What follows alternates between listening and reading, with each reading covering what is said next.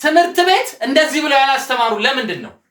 1248 ሲካፈል ለ4 4 መስመሮች 1 2 3 4 መጀመሪያ 8 ስናስተምር 8 ነጥቦች 1 2 3 4 ድጋሚ እንደግመናለን 1 2 3 4 ስንት መስመሮች ናቸው?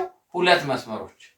ከዛ 4 ቁጥር አለ 1 ስናሰምር 4 የተገናኘበት ቦታ እናገኛለን። ስለዚህ 1 መስመር። ከዛ 12ን አንድ ላይ 12 1 ስናደርግ 4 ይሆናል። ሁለተኛውን ስናደርግ 8 ይሆናል።